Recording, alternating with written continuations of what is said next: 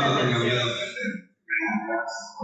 Igual, si lo que estoy diciendo hay algo que no le entiende y no les parece, puede levantar la mano y yo le doy mi opinión. Porque no se ocurre. El objetivo es que aprendan. Y algunas veces nosotros utilizamos un vocabulario o pensamos como ese nivel que ustedes ya tienen que tener una base, hablando de medicina y que piensa de que todos estamos hablando de un idioma y nada más. Así que pueden preguntar qué es mejor pasar la vida ignorante que toda la vida. Bueno, ahora vamos a continuar lo que es prácticamente, si se recuerdan la semana pasada, me vine a hablar lo que es abdomen agudo. Vamos a ver. Si se recuerdan, son enfermedades, o sea, no podemos dar las 70 enfermedades que pueden dar el abdomen agudo, pero sí vamos a revisar las más importantes. Entonces, hoy vamos a estar con una de ellas, que es la obstrucción intestinal. Como la obstrucción intestinal prácticamente es una causa de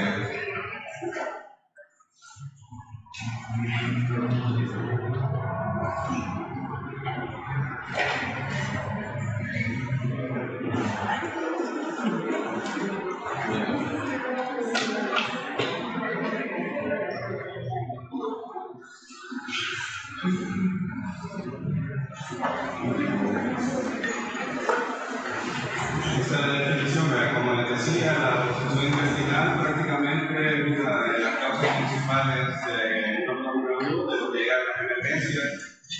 De hecho, es una patología bastante importante, tiene una mortalidad que puede llegar hasta el 7%, o sea, del 2 hasta el 7% de la obstrucción intestinal puede terminar en muerte, y especialmente en los ancianos, porque son pacientes más sensibles, y como les digo, es de las principales causas del abdomen agudo que vamos a estar viendo, así que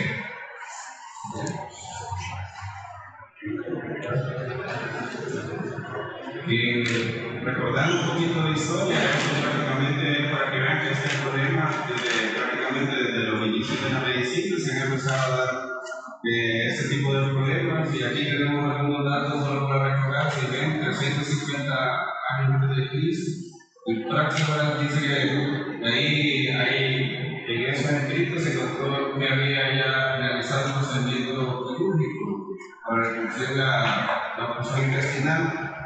Ese procedimiento es prácticamente algo que hasta ahora también han visto que le hacen a la vaca cuando se sufre con mucho gas y todo eso, que la tensión, que solo descomprimía. Entonces también en el humano, ya se empezó a hacer ese tipo ya buscando como una solución al cuadro de obstrucción intestinal.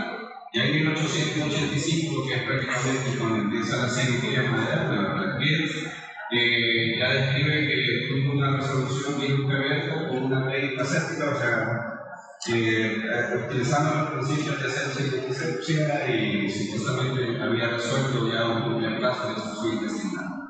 Y luego, en 1912, o sea, ya inicio del siglo pasado, los médicos Hartman y Fowler empiezan a utilizar lo que era la prácticamente este descubrimiento. De hecho, los sueros, ¿verdad? Que estamos hablando de la fluidoterapia, históricamente creo que es el medicamento que más vidas ha salvado en la historia de la humanidad, y empezó prácticamente a inicio de la Primera Guerra Mundial, y se empezó a utilizar más en la primera, pero llegó a su punto en la Segunda Guerra Mundial con ese montón de esos millones de heridos y todo. Entonces ya lo comienzan a salvar. Entonces empezaron a utilizarlo. Y ahí donde lo hicieron obvio, antes de que empezara en animales, como en todo, ya aquí ya prácticamente en la cirugía ya estábamos en la tercera revolución de la cirugía, y se dieron los primeros estudios radiográficos de este procedimiento en 1920. Si se acuerdan, que los rayos X fueron descritos y fueron descubiertos, y se me olvidó el nombre, la hija que también ganó el premio Nobel, descubrió los rayos X con el esposo. La hija hizo su primer equipo de rayos X portátil en la Primera Guerra Mundial, y se empezó a aplicar los rayos X prácticamente en la cirugía de emergencia, y también ganó el premio Nobel. Entonces, la parte de la Primera Guerra Mundial a finales, que ya se pudo ver los signos clínicos obstrucción intestinal que vamos a ver ahí.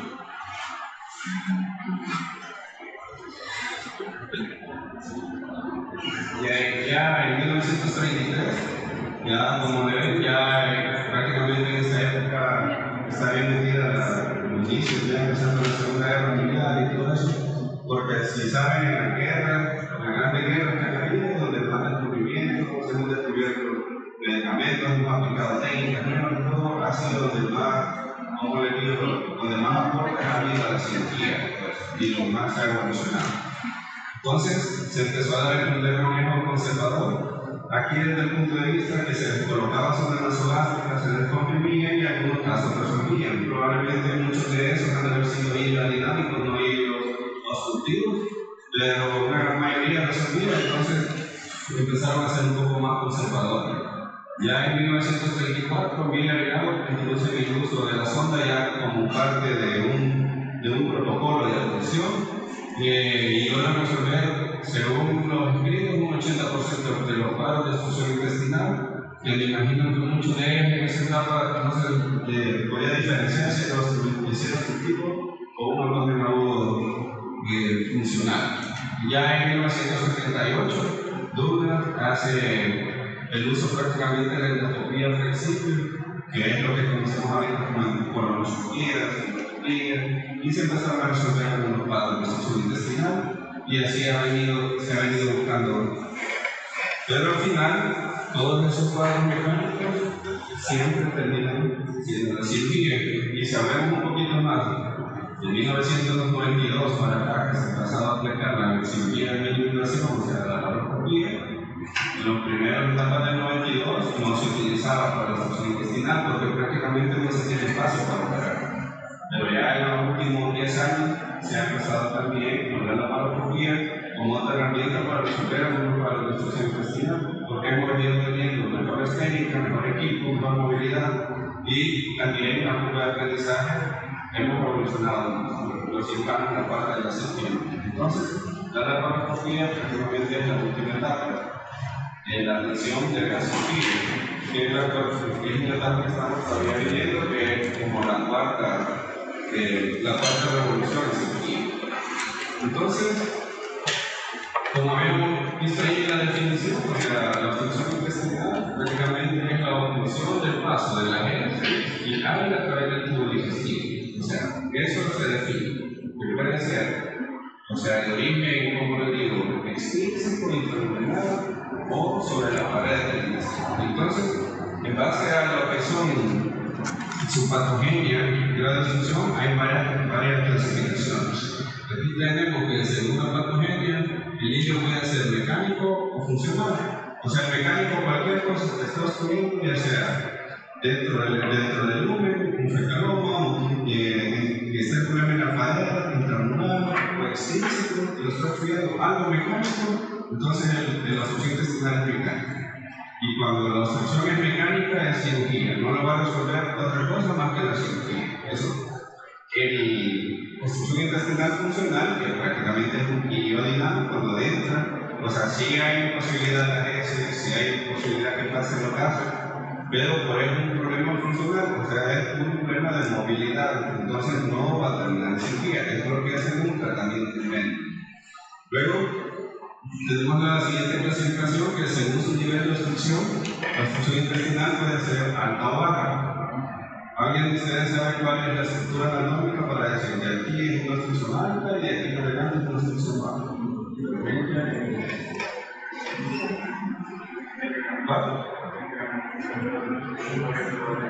¿Y cómo se llama el ligamento superficial? Ligamento de Treitz. O sea, el ligamento de Treitz es donde termina el duodeno y se dice ahí, dentro del ligamento. Entonces, el ligamento de Treitz hacia arriba, donde quiera que está la obstrucción, esas son las altas. Y el ligamento de Treitz hacia abajo son las bajas. O sea que si tenemos una obstrucción a nivel del esófago, es baja o es alta.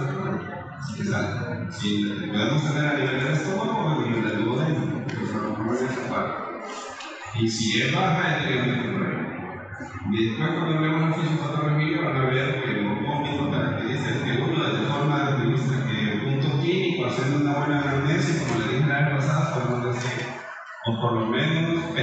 que la obstrucción puede ser alta o baja. Y cuando estemos en la parte de los vómitos, pues ahí les explicaré aquí. Y luego, según el grado de obstrucción, parcial o completa. O sea, completa al 100% no pasa. Prácticamente algunos aquí entran en discusión porque si fuera parcial, algunos les dicen cerca obstrucción, o sea, entonces no es obstrucción, pero por cosas de semántica, o sea, que hay un tipo de más que todo en los tumores. En los tumores, el crecimiento va creciendo hacia el lumen, que hay un momento en que no ha cumplido el 100%, pero ya empieza a dar síntomas de obstrucción. Entonces, esos pacientes con tumor de recto, colon sigmoide, lo que sea, hay momentos en que se obstruyen, luego se desobstruyen, donde le ponen catático o algo y defecta fácilmente. Entonces, lo conocemos como una pseudoobstrucción. Ahí lo podemos computar como parcial. Si ese tumor sigue evolucionando, que eso va a suceder, va a seguir creciendo, hasta que lo obstruya, entonces va a ser una tumor.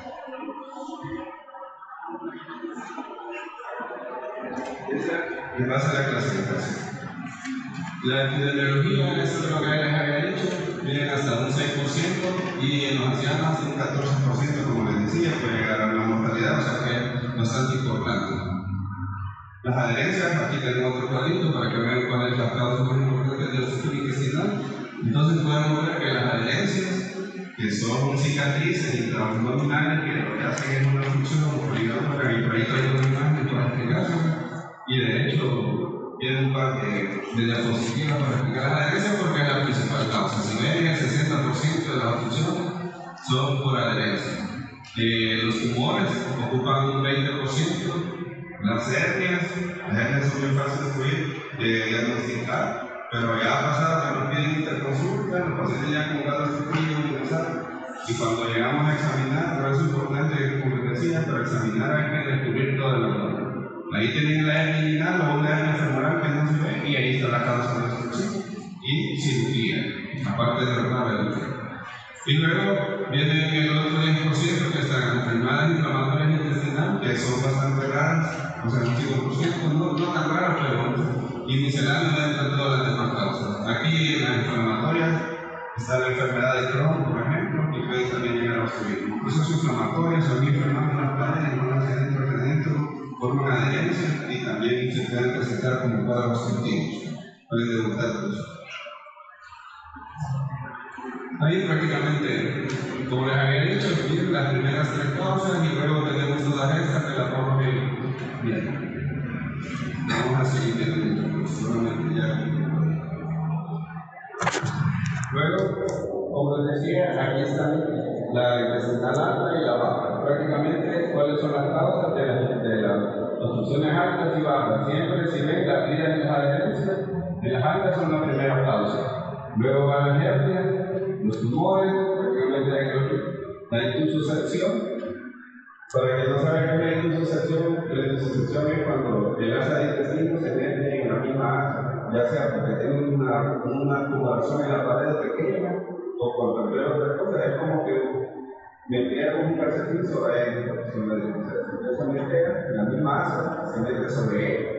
Y por eso cuando le hacen una vuelta pueden ver un signo que se llama el signo de la dona, porque lo que ven son las dos paradas de la asa intestinal y la obstrucción. Eso es una intussuscepción.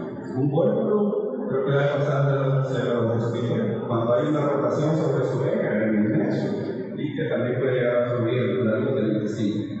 En la enfermedad inflamatoria, ya les dije la enfermedad de Crohn, que son dentro de las patologías autoinmunes, ahí prácticamente como con las hemiopatías, hay un principio de inflamación crónica que puede llegar hasta destruir. La estenosis, estas pueden ser estrecheces de origen congénito en los recién nacidos. Aquí porque estamos con alumnos, pero en los recién nacidos de origen vomitador y todo, pueden tener una estenosis congénita del píloro, que suele poner el crecimiento y todo y presentarse como causa de obstrucción intestinal alta. Entonces, la estenosis significa estrecheces. También estas estrecheces pueden ser por causa adquirida, o sea, porque haya tenido algún trauma, algún problema de inflamación, que eso hizo la asa del intestino, hizo inflamación trópica, que empezó a inflamar, a dar esa hiperplasia, así como han visto las cicatrices. Algunas personas cicatrizan bien, otras forman heridas hipertróficas y hasta un queloide. Entonces también en las heridas intestinales puede suceder según el problema que tengamos de base o cómo respondamos nosotros a la inflamación. O sea que igual. Y la fibrosis quística, que es una enfermedad congénita sistémica, que también puede llegar a dar causa de obstrucción, aparte de los tres. En la baja, la primera causa es el cáncer de colon, o sea, cáncer lo más común, recto, sigmoide y cualquier parte del colon, es ascendente, transverso, descendente. Las Chagas, la enfermedad de Chagas, ese prácticamente sí puede dar obstrucción intestinal, pero aquí a mí me parece más que es un problema de hilo, porque la Chagas, si van a estudiar la fisiopatología, lo que hace es que destruye la inervación del intestino y lo que hace es una parálisis. Y esa dilatación es por eso que con los años lo que se va formando es prácticamente una víscera legal.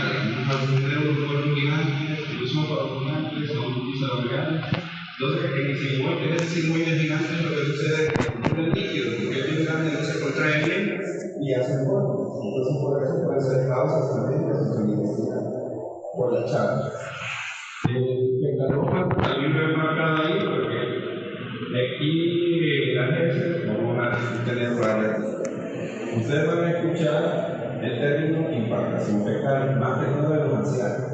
Los ancianos, si ustedes ven, casi no se movilizan, no toman agua, y al no movilizarse y no tomar agua, les cuesta ir al baño.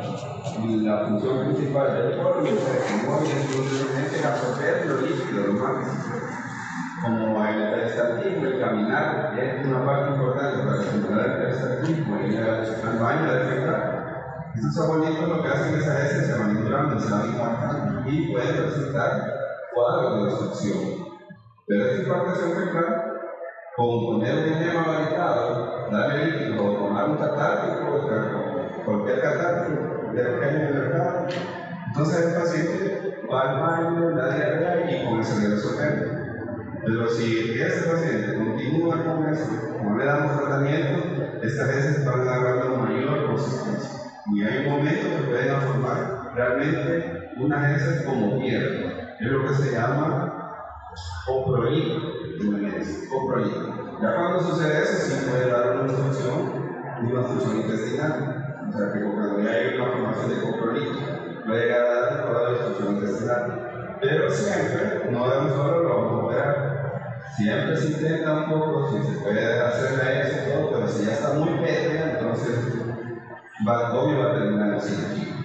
Además, depende en el momento que consulte. Si ya viene con el cuadro obstructivo y ha pasado mucho tiempo, puede ser que cuando lo recibamos lo veamos, ya estemos en una etapa de complicación. Entonces ahí en cirugía, aunque sea un poco listo, o sea, no vamos a intentar otra cosa para resolver. Luego igual las enfermedades inflamatorias y la colitis actínica o radical, que son otros problemas congénitos que llevan consigo procesos inflamatorios y de malformación.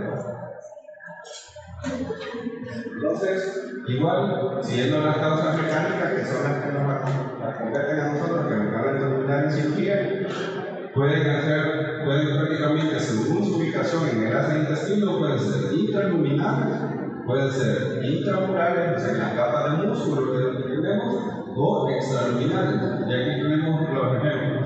Cálculos biliares. Y se preguntan, pero son cálculos biliares, si son pequeños, como los que ahí sí, pero hay los cálculos de la vesícula que pueden ser de gran tamaño. Ese fondo y esa indicación pueden desarrollar la primera progresión crónica que devora las paredes de la vesícula y esta se como una inflamación crónica ya se ha pegado al modelo, devora la del modelo y entonces ahí se ve el cálculo de gran tamaño. Pasa por todo el tubo y en la parte más estrecha, que es donde se une el hilo, como decía, y donde está la válvula, ahí ellos se cala y se obstruye. Y es lo que se llama hilo biliar. O sea que es una obstrucción por causa. En cirugía le damos un hilo biliar, raro puede pasar, pero pasa. Entonces, por eso puede haber una causa.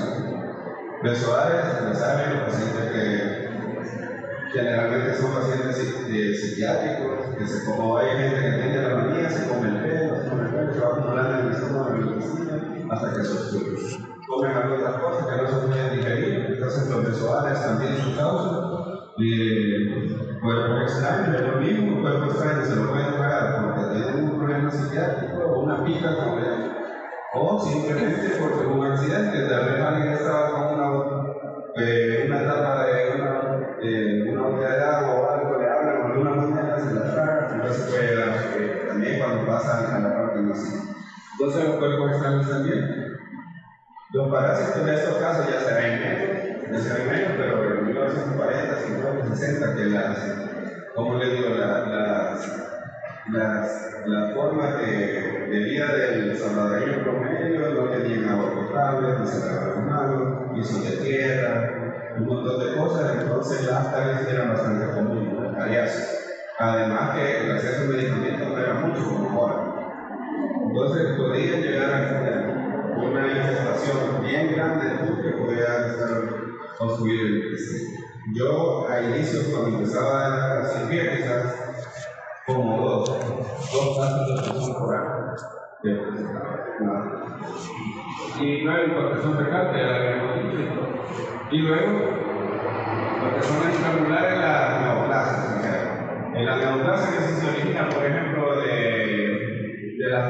la pared del intestino, puede ser una neoplasia que haya empezado en la mucosa, o en la adenoma, que haya empezado en el músculo liso de la pared o en el músculo estriado, y ya esos tumores se van creciendo, y esto va no solo hacia afuera, sino también hacia adentro, y la un paso. Las isquemias transitorias, la isquemia es lo mismo. La isquemia es una respuesta inflamatoria o una enfermedad crónica que está, por ejemplo, una arteriopatía oclusiva crónica que puede tener etapas de dolor que no hay una isquemia como para perforarse y tener causas de inflamación, dar adherencia y llegar a obstruirlo. Los hematomas intraluminales por trauma, que alguien se cae, lo golpea el estómago o le pega una patada, lo golpea o lo vapulea. Puede haber nada más sangre en la pared que se rompe un vasito, no se rompe la sala del intestino, el hematoma va creciendo en la pared y ya puede llegar a obstruir. Entonces también pueden ser causas de obstrucción intestinal. Las atresia, ya las dije, que son estenosis, endosucesión también, y luego los procesos inflamatorios que igual, la enteritis, diverticulitis, un proceso inflamatorio que puede llegar a pasar.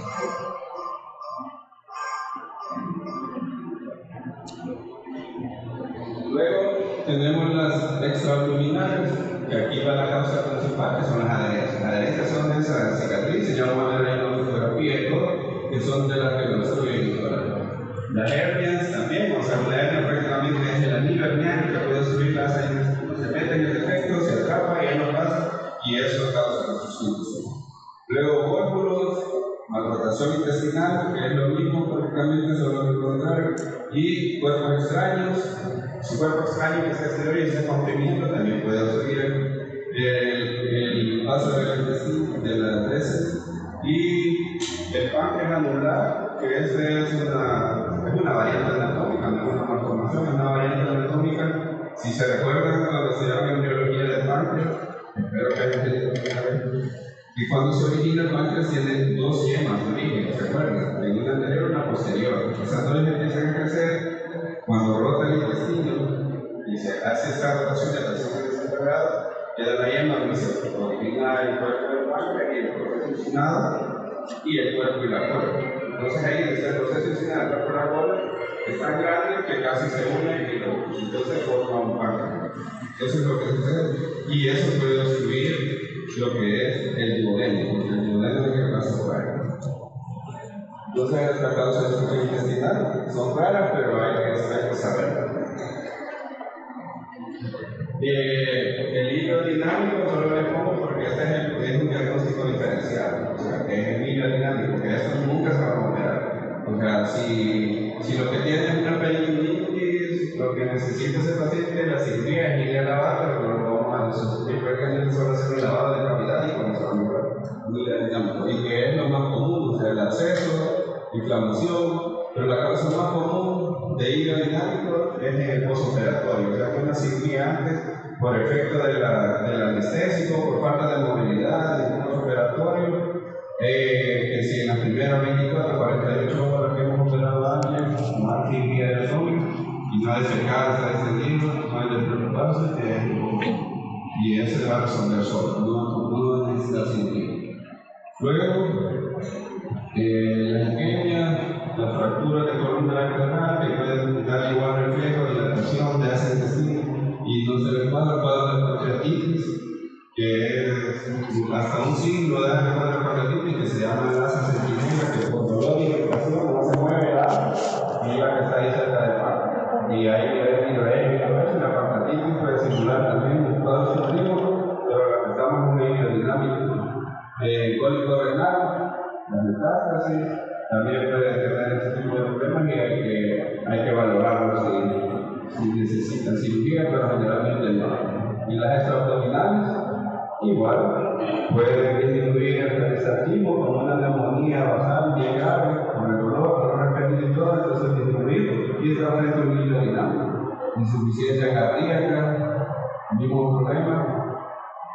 Los trastornos de electrolitos como la hipopotasemia, que es lo más común, o sea, alguien que ha tenido diarrea profusa, vómito, y llega distendido y todo, no podemos pensar que está suyo. Le tomamos unos electrolitos, tiene el potasio bajo y esa es la causa, solo se corrige ahí, ¿no? La sepsis, la porfiria, que es otra enfermedad rara, pero hay que tomarla en cuenta por medicamentos. O sea, hay gente que le dio diarrea, vienen y solo no pasan consulta ni nada y se van a la farmacia, le indican un medicamento que se llama loperamida, que quizás algunos ya lo hayan conocido. Eso lo que hace es bloquear el movimiento del peristaltismo, y lo que hace es un hilo dinámico. Luego llegan encendidos, con asma, y lo que tenemos es un hilo dinámico. Eso también puede ser medicamentoso. La de la menorausia es por la hidratación, ¿verdad? Igual que el trauma encefálico. La quimio y la radioterapia son procesos inflamatorios que pueden también simular la obstrucción intestinal. Y luego tenemos también que según el grado de afectación y según el tiempo de evolución pueden ser simples si solo lo que tenemos es un punto de obstrucción. Porque pueden haber dos puntos, no puede ser solo uno. Una adherencia que tiene una adherencia o algo, o una adherencia y puede tener 2 o 3 puntos de obstrucción, o por metástasis de un tumor pueden meter en varias cosas. Entonces, si eso es un punto donde está obstruido, es simple. Si hay 2 puntos, o sea, también traemos el asa de intestino, hay un punto proximal y uno distal, pues eso es el signo de la asa cerrada, y por eso así se llama la obstrucción. Y luego tenemos la estrangulada, que ya afecta no solamente el paso, sino que también la irrigación del intestino. Entonces, esa ya la un poco estrangulada y esa no es un problema serio. Y según la evolución, agudas y crónicas, generalmente, como les digo, el abdomen agudo, como lo dices, agudo, necesita cirugía de urgencia y todo. Y en las partes crónicas son las obstrucciones, que prácticamente te va a tomar en cuenta. Porque hay gente que han venido haciendo eso cuando son gente mayor, que han presentado todos los motivos, que se han resuelto solo, la repetición, siempre hay que pensar que alcanza. De todas formas, es la segunda causa. Entonces, ellos pueden hacer de forma crónica estar presentando.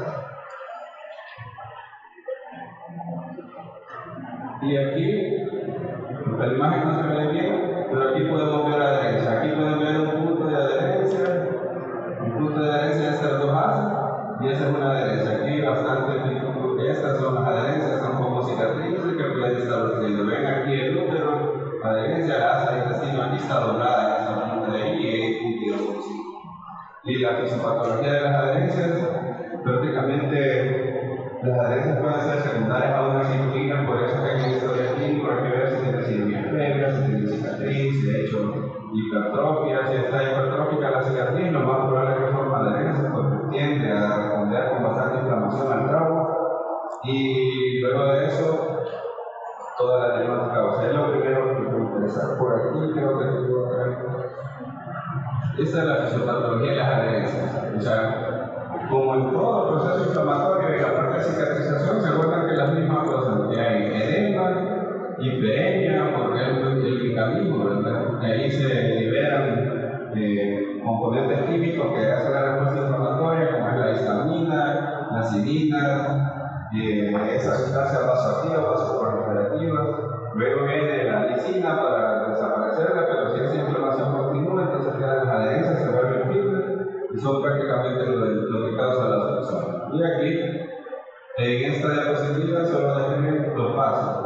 entonces para que lo lean fácil de entender. Y la etapa final, como les decía, aquí en la fibrinolisis, si hay en este punto la fibrinolisis no actúa bien o no termina de destruir esa fibrina, entonces queda en la madera. Ahí se ve el problema de la obstrucción.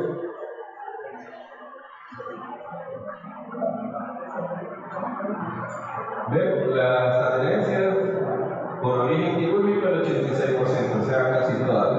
Y las congénitas, vean, sobre el 5%, y puede haber procesos abdominales como los pacientes que hacen peritonitis primaria o cualquier otro problema abdominal, puede desarrollarlo, pero el porcentaje es bastante pequeño. Y aquí con la distensión, o sea, la clínica de la obstrucción intestinal, lo primero, como les decía, estamos ante una mamografía. El dolor abdominal, como el problema lo tenemos en una víscera hueca, el dolor puede ser visceral, va a haber un dolor que puede ser tipo cólico, si es visceral, entonces yo ubicar al inicio, visceral, tipo cólico, puede ser de moderada intensidad, movimientos peristálticos aumentados, porque al inicio lo que hace es un peristaltismo de lucha, de querer desobstruir, eso es lo que hace, luego se cansa, luego de ese cansancio y todo, si la obstrucción sigue mayor, el líquido sigue aumentando, hay una distensión, es inflamación del asa del intestino, una translocación bacteriana, hasta las bacterias salen de la luz, que van hacia afuera y empiezan los problemas de pericolitis, problemas de sepsis y la distensión continúa. Y esa distensión continúa, hay un momento en que la pared del intestino ya no soporta, más el grado de isquemia que tiene se rompe, entonces se perfora. Y ese es un problema, entonces, según la etapa que vayamos a la obstrucción, así son los síntomas, con la ocultación de los movimientos bien importantes. Al inicio vamos a ocultar peristaltismo de lucha. Luego de eso, el asa se cansa y vamos a empezar a oír ruidos metálicos, ruidos lentos o ruidos metálicos y ruidos intestinales. Eso quiere decir que ya está complicado, o sea que el asa ya no se mueve porque hay que no puede ser y obvio que el dolor no. Entonces en este cuadro prácticamente lo que se explica es eso, como la distensión. Luego del dolor, el segundo signo clínico es la distensión y la ausencia de expulsión de heces y plato. Ese es otro punto. El hecho de que el paciente puede estar obstruido y puede defecar un par de veces todavía, depende del grado de la obstrucción. Si la obstrucción es alta, como sea el intestino delgado bastante alto, entonces ese siempre lo va a ver en el colon y el punto de obstrucción está más arriba, o sea que uno no puede decir, no está obstruido porque ha defecado. Sí puede tener obstrucción y hay que seguirlo observando. Si el paciente va a seguir vomitando, va a seguir presentando. Y luego después, cuando he bajado todo, ya no va a haber ni gas ni nada, por eso es cuando le estamos mirando. En este cuadro, por eso la distensión abdominal, que es el otro pilar para hacer el diagnóstico, vemos que el peristaltismo de lucha, lo que les explicaba al inicio, luego hay una fatiga muscular del músculo isólogo, que hay una dilatación del asa del intestino, y esta dilatación que hace acumulación de gases, acumula líquido tercer espacio, por eso tiene extensión intestinal, el paciente se deshidrata, es una complicación que podemos tener, y alteraciones ácido-base, y alteraciones de la circulación parietal, o sea, la circulación del asa del intestino. Ese gas que se acumula, ¿de dónde viene? La mayoría es tragado. O sea, cuando uno habla para ganar, como movilizamos una cosa, y otro porcentaje lo producen las bacterias. Si está obstruida, esas bacterias van a tener contacto con ese, no se movilizan y van a ir dando bastante gas. Por eso es los niveles hidroaéreos que vamos a ver en el examen de laboratorio. Y como les decía, esa inflamación puede haber una mutación bacteriana y llevarnos a mucho observo. Los líquidos, ya les he explicado, aquí se hace un círculo vicioso. Al inicio se dilata, se hace líquido, pero luego sale al tercer espacio. Porque hace inflamación y esa distensión arrastra también esa comida, aumenta la presión osmótica de la luz del intestino, arrastra líquido y más líquido y más líquido. Y eso lo deshidrata más al paciente y puede llegar a perforarse. Luego, y esto además da una secreción refleja, o sea, aparte de eso, una intersección refleja que viene a complicar más las cosas y si no se trata a tiempo va a terminar en hipercoagulación. Y luego las alteraciones de la circulación, que si hay esa distensión del asa intestino, esa inflamación comprime lo que va a afectar primero es el drenaje venoso, porque la vena se comprime con bastante facilidad porque son débiles. Pero las arterias son más fuertes, entonces lo primero es que si se comprime el entorno venoso, la circulación arterial sigue entrando, y eso da más edema, hasta que se obstruye también la arterial, y ahí vienen los problemas de isquemia y tendidos cerebrales. Y esa es la fisiopatología, y ahí todas las complicaciones que sabemos. Aquí prácticamente lo mismo, es prácticamente solo para que veamos la fisiopatología, o sea, cómo es la evolución del paciente obstruido, que es lo que les vengo diciendo hasta ahorita. Entonces, ¿qué es lo que sucede? Con esas translocaciones estamos en etapa que se está distendiendo, hay isquemia, translocación bacteriana, esas bacterias se bajan por el sanguíneo, dentro del shock, aparte de deshidratado, tenemos sepsis también, más shock séptico, y eso es lo que hay una respuesta inflamatoria sistémica, va a llevar a una falla multiorgánica y el paciente termina muriendo. Es prácticamente lo que pasa en el cuerpo.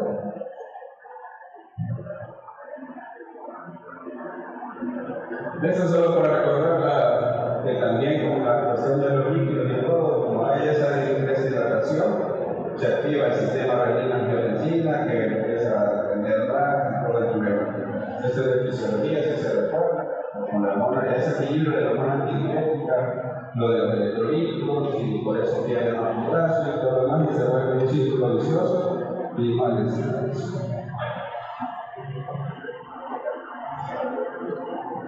Bueno, este es otro cuadro prácticamente como el anterior, solamente para entender lo mismo, que la causa principal, si no se entiende al final, vamos a llegar al shock séptico, a perforarse, eso da una peritonitis, una contaminación y todo, y eso ya es grave para el paciente, aunque lo queremos, le resolvamos el problema subjetivo, le lavemos al paciente, lo más probable es que lo haga uso, porque va a ser bastante grave cuando llegue a eso.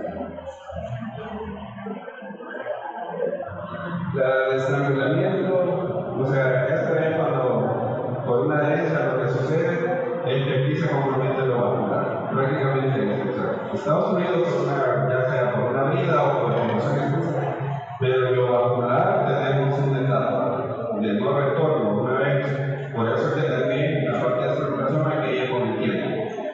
Si llegamos, si lo atendemos a tiempo y cuando tenemos una isquemia reversible, entonces podemos salvar la intestino. Cuando se libera el componente, entra la circulación y mejora la correlación, esa adaptación es eso. Pero si lo hacemos ya muy tarde, ya es isquemia, ya es reversible, o sea que ya hay muerte tisular. No solo hay hipoxia, sino que al final ya está en la etapa de necrosis. Entonces ahí, aunque lo liberemos, llegamos clínicamente al cirujano, que es lo que ve, la coloración que no revierte, tiene el registrativo del intestino, y la coloración pierde la vía, que ya ahí en ese momento uno ya clínicamente decide resecar esa parte del intestino para poder hacer la validación. El diagnóstico, ¿cómo vamos a hacer el diagnóstico? Como le digo, los síntomas. Vómito, hay que ver con eso, ya vamos a entrar el vómito, distensión abdominal y dolor, prácticamente es respirar. Vómito, distensión abdominal y dolor, como todo abdominal. Entonces, siempre como les digo, la historia clínica es importante para saber cuál es la causa, porque tenemos que saber si es el cuadro obstructivo, porque en la radiografía igual nos da el nivel de ello, pero estar seguro si es mecánico o es paralítico, porque si no lo vamos a operar por gusto. Y si meter la cirugía y ya tiene un problema médico, entonces en vez de ayudar, vamos a agravar la cosa. Por eso es que es la historia. Los antecedentes, si tienen cirugía previa, ya vieron que la herida es una causa principal. Lo primero, qué cirugía han hecho en la abdomen, hace cuándo se le hicieron, si tuvo algún problema, si tuvo problemas de infección, porque una vez, no, si me operaron, no le dicen más, pero después, siguiendo hablando, no, si yo estuve 10 días hospitalizado, así, en la UCI, sin opera, porque se me infectó. Eso seguro que tiene adherencia, ya podemos analizar. Estamos ante un cuadro de insuficiencia intestinal por vida, esa que es la causa principal. Y todo eso son los factores que van. Factores de riesgo para esas causas raras, hay que buscar la patología, si ya tiene diagnóstico de una patología, si ya hay hipotiroidea, ya descendido y todo eso, puede ser que lo que estamos frente a un niño dinámico, con manejo y todo eso, o cualquier otra patología.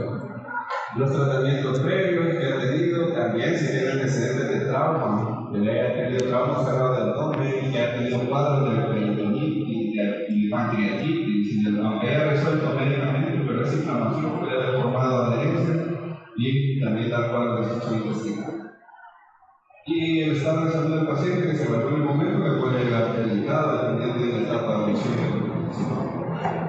Como les decía, esa es prácticamente el cuadro clínico, el dolor abdominal, ya le he dicho cuáles características, y el paciente va a llegar con el abdomen distendido, que los días que no ha defecado, o no ha cruzado los datos 2 o 3 días. Aquí los antecedentes es un punto que se me olvidaba. El patrón defecatorio es bien importante como antecedente, más si estamos ante un cuadro de obstrucción intestinal, porque el margen entre una persona y otra puede ser bien grande, está dentro de lo normal. O sea, lo normal puede ser de que alguien vaya hasta 4 o 5 veces al día, y es normal para él que vaya al baño, y personas que van cada 4 días, y es el patrón defecatorio normal de ellos. Entonces hay que tomar en cuenta, porque si viene este paciente y me dice, tengo 2 días de no defecar, y él normalmente defeca cada 4 días, no puedo tomar. Pero si veo al contrario, que si defeca 3 veces al día, 4 veces al día, y me dice que 2 días no ha hecho, entonces sí es importante. Entonces, porque eso que valorar también, ¿no? En medicina, como les decía la vez pasada, no son recetas de cocina, sino que todo se individualiza cada paciente. Luego, las náuseas y los vómitos, las está obstruido, como el río, la hace tan extendida, cuando quiere bajar esa presión, entonces por reflejo vomita, entonces está volcando.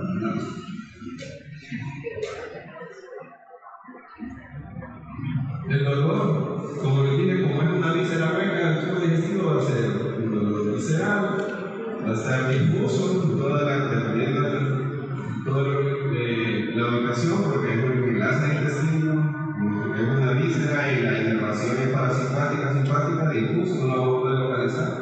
Hipocólico va a estar cada vez que se contrae queriendo ese prestativo de lucha, romper la obstrucción. Cada contracción de eso es un cólico, entonces es hipocólico, va a ser hipocólico. Y los paroxismos, o sea, la casa puede ser cada 20-30 segundos, y aquí les pongo que va creciendo y decreciendo, o sea que al inicio el prestatismo aumentado de lucha y luego va disminuyendo hasta que está activado. Esa es la física. Y en el intestino grueso, los paroxismos son más especiales, son los corporismos que se llaman en medicina, que pueden presentar. Y si el dolor es persistente, o sea, que el dolor es hipocólico, se calma, pero si ese dolor ya se vuelve continuo, ya no va a haber dolor hipocólico, es porque hay higiene intestinal y eso ya está. Cuando lo escuchemos, vamos a escuchar menos detalle.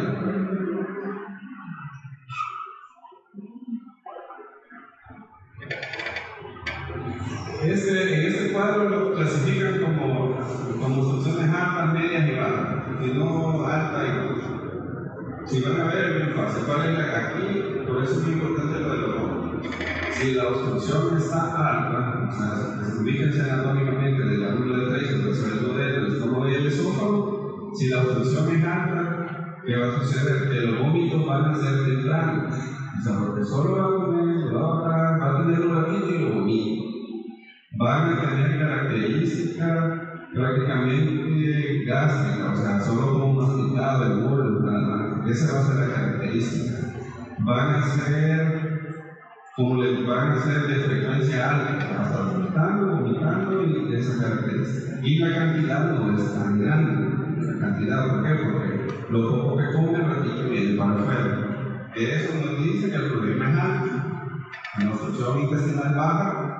¿Cuál es la diferencia? Que los vómitos en frecuencia son más espaciados y que la característica del vómito es fecaloide. ¿Por qué? Porque la comida en el colon ya pasó y de alguna forma ya ha tenido, imagínense si la obstrucción está en el colon, como milirio distal, ya ha pasado bastante principios de la digestión. Entonces, prácticamente, tiene la característica fecaloide y de gran cantidad. O sea, como ya se ha ido acumulando la gran cantidad, pues puede ser menos común, gran cantidad, característica fecaloide.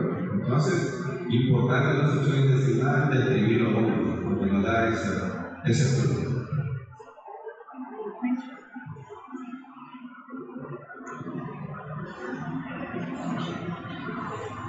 Y aquí solo son unos tips clínicos para que si la función está a nivel del yeyuno, el epigastrio es el que vamos a ver un poco más distendido, más denso. Hay que ser muy observadores para ver que generalmente cuando viene ya es toda la carrera abdominal. Si es en el ilion, que es un abombamiento de la porción central del abdomen, o sea, hay más hasta el intestino delgado obstruido y por eso la función. Y cuando es el colon, como es distal, todo el abdomen. Pero hay que ser muy observadores para eso. Los vómitos, prácticamente ya lo discutimos, ya le dije alimenticio, o sea, la etapa cosas, bilioso, porque acuérdense que la bilis llega a la segunda porción del duodeno y viene el esoférico. Y luego la exploración.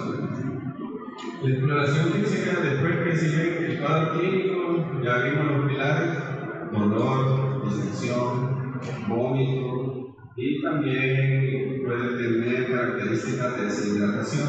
Como le digo, ya son complicaciones porque no sabemos qué va a venir, en qué etapa nos va a venir. De deshidratación o características de sepsis, pero esos son signos agregados que puede tener cualquier cosa, por eso no es que no lo pueda presentar. Pero los pilares fundamentales para sospechar lo que está más vinculado contigo es distensión abdominal, vómito y dolor. ¿Sí?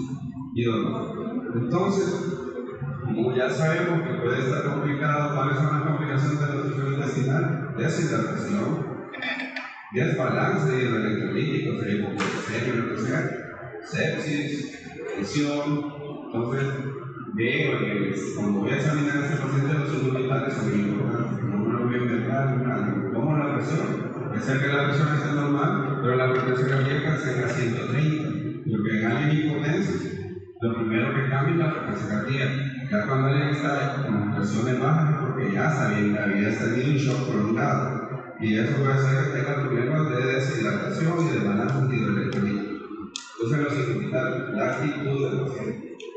Si yo veo pálido, sudoroso, si no colabora es porque está con hipoperfusión tisular y puedo asumir que el paciente está en sepsis, en shock séptico. Si viene con el abdomen distendido, taquicárdico, no me colabora, la mucosa, la examina, la mucosa seca, la actitud, ojos sumidos, deshidratado, ya este paciente está complicado. Eso es bien importante en la primera evaluación de los signos vitales. Luego, la actitud del paciente, como repito, o sea, no es lo mismo alguien que lo vean casi que está con una respiración variante, alguien que está tranquilo o alguien que esté solamente hiperventilando y esté taquicárdico. Entonces, podemos ver la gravedad. Como ya conocemos la fisiopatología del problema, hicimos una buena historia y estamos 100% seguros que es una obstrucción intestinal, entonces es bien importante. Porque no puedo dejar ahí, tengo que empezar a reponer líquidos, a corregir ese balance hidroelectrolítico, tomar implantaciones arteriales, químicas y más. Si ella ha decidido operarlo o pienso que probablemente lo opere, tenemos que operarlo en las mejores condiciones posibles. Entonces se evalúa todo. La temperatura, si está febril, podemos pensar de que ese paciente ya está en sepsis de rotación o se ha perforado. Y luego lo del pulso, que ya le dije, el pulso del shock. Si se recuerda en clínica, si el pulso es filiforme, taquicárdico, o sea, frecuencias arriba de 100, 120, puedo asumir que este paciente está deshidratado y por él está grave. La auscultación, ¿qué vamos a buscar? Los ruidos que hemos venido describiendo. Los borborismos son esos dolores que la gente dice, mire, si me chillan las tripas, no sé, y luego con el dolor. O sea, le da el cólico y podemos estar auscultando y en el momento que es difícil, el paciente se queja de dolor. Entonces, ese es el peristatismo de lucha. Los ruidos metálicos, ese ruido. Voy a intentar buscar los sonidos para que, porque ya se no tienen acceso y van a ir. Debemos esperar que preguntarle es difícil decirlo y hay que escucharlo. Cuando puedan, aprovechen los procesos. El tintineo es como esas burbujas de agua y líquido que vamos a escuchar eso. También en destrucción intestinal, el tintineo, el estatismo de lucha, vamos escuchando frecuente, fuerte, queriendo romper las funciones. Y la ausencia de ruidos peristálticos, que está complicada. Ya está prácticamente esa intestino química, que es una causa extra. O prácticamente está deshidratado con potasio bajo, y eso sí es un signo de gravedad. Y si está con signo de granulación súbita, es shock, séptico. La percusión, el marco cólico siempre tiene gas, pero vamos a ejecutar, vamos a percutir normal, casi todos, puede ser también la gente que padece mucho de colitis, mucho gas, no por eso, pero no va a tener, ella distendida con dolor, pero no va a tener ausencia de función de plato y esa, así no podemos decir pero puede estar hipertimpánico. Cuando el paciente está acostado en líquido libre, en un de gas, puede estar hipertimpánico en el marco cólico o en el centro, porque el líquido viene de los lados y el gas hacia arriba. Entonces el centro está hipertimpánico y eso ya pensar que está sufriendo.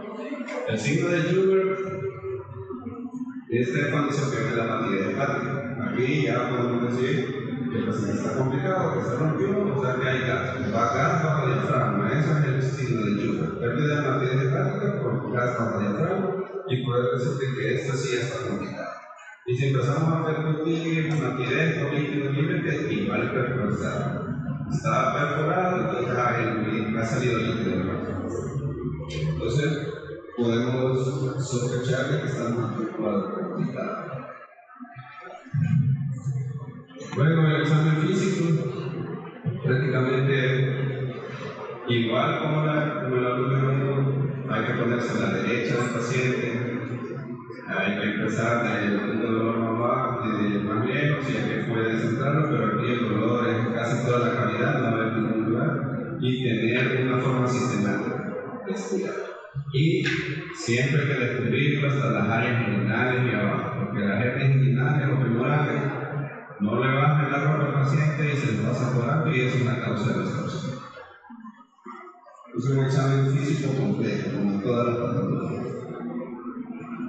Entonces yo ya tengo la clínica, ya vi los antecedentes, vamos a poner un ejemplo, que lo operaron hace 2 años, llega obstruido, todo lo que se ha tenido, la clínica, los amigos, el dolor, ha habido metálico y todo lo demás, y eso casi se preocupa que tenga función. Y ahora el estado general, digo, se está deshidratado, una deshidratación leve. Entonces, luego de eso, estoy casi 100% seguro, pero tengo que hacer el examen de gabinete. El gold estándar sigue siendo una radiografía simple del abdomen. Sigue siendo, no necesito TAC, no necesito otra cosa. A menos que yo piense que la causa sea un tumor o la causa sea otra cosa, que no esté seguro. Pero si tengo una cirugía previa y sé que es por una cicatriz, o sea, una herida, entonces no necesito tomar un TAC. Porque el TAC es el otro estándar, porque hay mayor especificidad por la causa y todas las cosas. Pero simplemente con una radiografía, si no pasamos a la siguiente etapa del TAC, ese es el gold estándar. Entonces, ¿qué es lo que vamos a hacer? La simple de abdomen. No solo la simple de abdomen, sino que hay que decirle que tiene que ser de pie. Y hay que explicarle a la enfermera que lo deje sentado unos 10 minutos y luego lo paran, porque si no, además de hacer, solo lo llevan acostado, lo levantan de la mano y no le dan tiempo a dar que se movilice a los niveles de aéreo y no puede dar una fase. Y como les digo ahí, las placas siguen siendo el examen inicial. Al 60% de los casos, solamente eso necesitamos. La ultrasonografía se la pongo ahí, pero no es un estándar para los pacientes. La ultra se la voy a mandar cuando yo sospecho de que está obstruido, pero sospecho que está complicado, hay líquido libre en la cavidad. Para eso sí, porque está perforado. Está perforado ese líquido, la parotomía explorada, o sea, específicamente para estas cosas, pero no es el dental. Y la tomografía es cierta, porque miren, la tomografía tiene una gran sensibilidad y especificidad, y una precisión. Pero el problema de la tomografía es la radiación, porque es más simple. Es como que le tomemos 500 radiografías del sol, y si lo puedo resolver solo con una placa, con una placa. Y si ven, el 60% de los casos lo ponemos suficiente con una placa de abdomen, pero si no, la placa es el argumento. la temperatura. Y solo decir hasta la causa. Entonces, si eso es importante, los signos radiológicos. Aquí van a ver los niveles hidroaéreos, ven como hay aquí signos de pilas de moneda, niveles hidroaéreos, líquido, aire, no tiene muy buena definición, pero aquí lo podemos ver. Creo que aquí puse varios casos diferentes.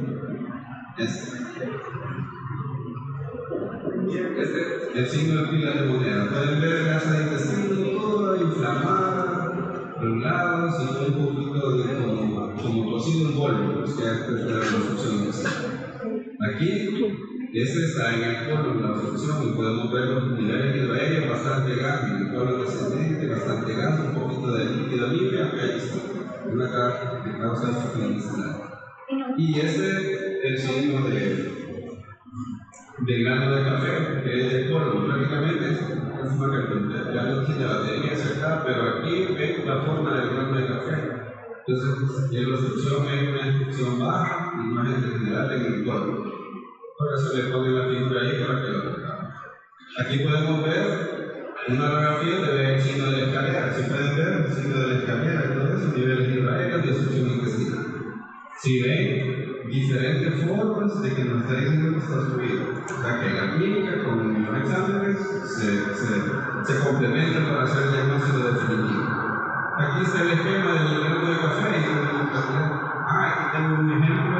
Si pueden ver, alcanzan a ver aquí el radio, esto es un medio billar, o sea, lo que les decía, este cálculo de gran tamaño de la vesícula, el ovario de se vino todo el intestino y en la válvula y los cercas, ahí obstruido, y ahí tenemos todo el intestino, con el signo de pila de moneda, matizado, gas y todo eso obstruido. Es un medio billar. Este también tiene el signo de grano de café, de los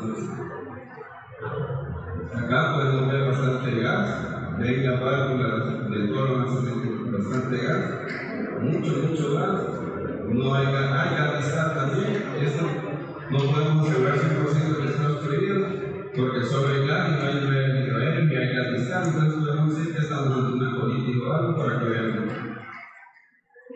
Lo digamos de diafragma, creo que debe pasar, vimos una radiografía. Y aquí tenemos una tomografía. En la tomografía si ven podemos ver un corte transversal. Si ven el corte transversal es como que lo acuestan a uno y le empiezan a hacer los cortes, como el pan de caja, ¿no? Que viene con cortes, como que cada cosita las tierras.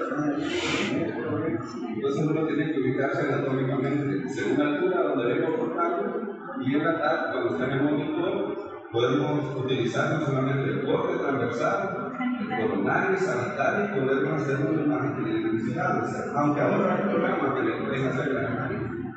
Pero aquí podemos ver, miren, el intestino está vean aquí, este es el estómago, lleno de líquido, todo el intestino delgado está inflamado y llenísimo de líquido, o sea que está subiendo un poquito gas.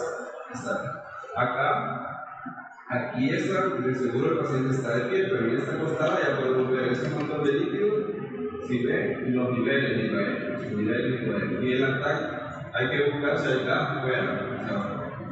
Y el gas lo vamos a ver como acá, más radiolúcido. En radiografía, radiolúcido es lo más oscuro que tiene menos resistencia en el rayo X. Si ya han leído desde el principio de los rayos X, ¿en qué consiste? Bueno, los rayos X tenemos una fuente donde se suelta el rayo X del cuerpo y es una placa. Esos rayos lo que hacen es que van y en cada molécula de que tenemos, donde va el rayo, los factores de rayo y chocan, se chocan. Esto quiere decir que entre algo es más sólido, en más moléculas choca y más nivel esos fotones y no llegan a la placa. Entonces, lo que más llega, que no tiene resistencia a los moléculas, es el gas. Por eso los pulmones los vamos a ver negros, porque ese sí llega a la placa. En el hueso es lo más blanco, lo más duro, allí rebotan todo lo más blanco. Entonces, en radiografía se llama radiolúcido, pasando por la luz negra, haciendo para que no se le olvide uno, radiolúcido es lo oscuro y radiopaco es lo blanco. Entonces, según la densidad, podemos ver la del agua, que es la estándar, y podemos ver la del gas, el negro, la grasa llega a menos densidad, el músculo es más denso, el hueso es más denso, y así vamos a sacar aquí. Lo que se juega es con una gama de colores de los lisos, y es según ese principio. Entonces siempre si puedes ver aquí, el gas es negro, el líquido gris, la pared del intestino que lleva más densidad lo es un poquito normal, y mira la parte del hueso, y en base a eso ya se va. Este es un corte, podemos ver aquí el cuerpo de la vértebra, ya casi por la apéndice abajo, y ver las asas del intestino que se cortaron ahí, ya no le. Y aquí un corte coronario, podemos ver arriba el hígado, el estómago, y todas las asas del intestino que están en el corte. Y aquí otro transversal, que podemos seguir viendo, vamos buscando la causa. Por ejemplo, esto es una de apendicitis, que lo que hizo es mi dinámica. O sea, sí había que operarlo, pero si ven aquí, pero era por la sepsis. Se había perforado, la irritación, el intestino no se mueve, y entonces ya ha extendido y ven aquí niveles niveles. Pero realmente la causa es por la apendicitis aguda, aquí lo podemos ver. Que también puede estar dentro de los diagnósticos diferenciales, solo porque si hemos hecho una buena historia clínica, no lo vamos a perder. Si somos buenos, porque la apendicitis no empieza con el vómito, distensión ni nada. Que va a empezar con un dolor leve, que le fue aumentando, y para que llegue a este punto de seguro tomó medicamento, volvió a tomar, el dolor se le vino para acá, luego se le arregló, luego fue fiebre, y ese dolor viene sentido y todo, pero ya esa pus, esa irritación, todo ese líquido que sale del contenido intestinal es irritante. Recuerden que el pH básico, ácido, todas las enzimas que lleva, es una irritación completa, entonces no se mueve por dolor. Entonces da unidad dinámica, y podemos decir que está la obstrucción, pero la historia clínica no es de obstrucción intestinal. Entonces el diagnóstico diferencial. Bueno, lo de la gabinete ya dijimos ahí. Y el ultrasonido, cuando hay una insuficiencia, hay un signo clínico. Entonces, un signo clínico que se llama de la dona, o signo de la doble pared. Pero la ultra, como les digo, tiene que ir bien dirigido. El examen de laboratorio, o sea, no a todos se le deja lo mismo.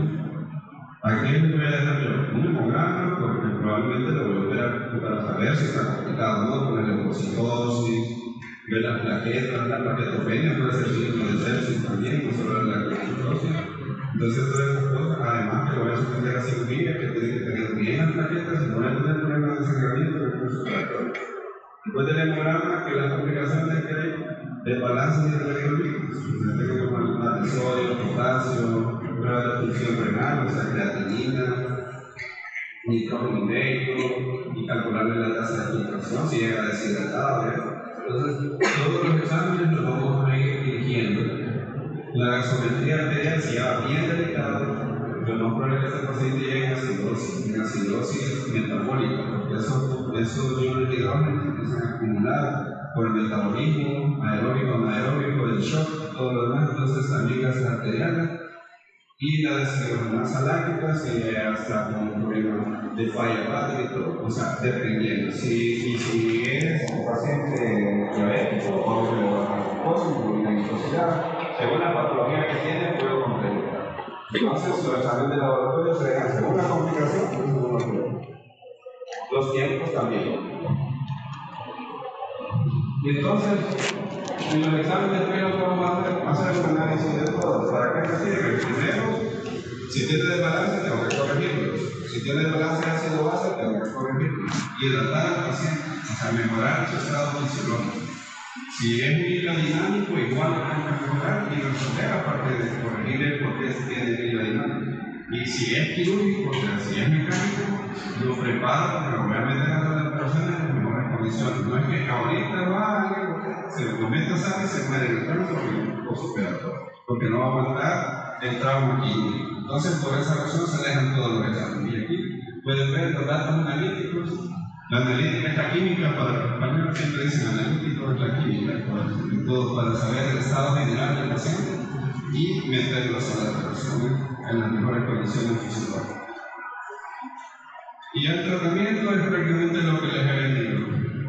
Dice, ya le hice la oración. Si ustedes ven cómo todo va en orden, ya hice un buen historial, saqué los antecedentes, lo examiné, ya sé que está comprado el instructivo, le hago el examen de laboratorio en el gabinete, ya digo si está subido, está deshidratado, independiente ya después de eso, ya puedo yo poner mi plan, o sea, ¿qué voy a hacer con esta paciente? Si tiene una obstrucción mecánica, cirugía. Pero lo voy a operar, la siguiente pregunta, lo voy a operar ahorita, después, si es una emergencia, tengo que operar lo antes posible, pero no en el momento, si está deshidratado, si está hemodinámicamente inestable, porque entonces va a ser un fracaso. La cirugía va a ir bien, pero el paciente fisiológicamente no va a responder. Entonces el tratamiento lo dejamos una por boca, los signos vitales cada hora, vigilar el estado abdominal si es necesario, si está muy convulsionante, que se lo vaya a perforar, le pongo una sonda nasogástrica al paciente con succión. Luego de eso, si está deshidratado, le empiezo a hidratar con solución salina, cristaloides para mejorarle, le tomo una gasa arterial, está en acidosis, le empiezo a hidratar el primer punto. Y si no le calculo, eso ya cuando esté más adelante, si es una acidosis metabólica bastante avanzada, tengo que ponerle la carga de bicarbonato para controlar la acidosis, pero mejorarle el aderezo con la deshidratación.